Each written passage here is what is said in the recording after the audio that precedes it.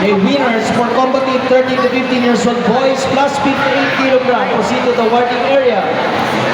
First bronze, James Arce from ATP IMAC Ernest Salinas. Recalling the attention of player James Arce.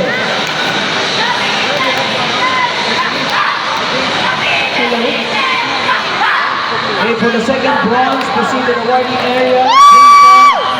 Isikel Porcientola from Artis Crema de Cavite.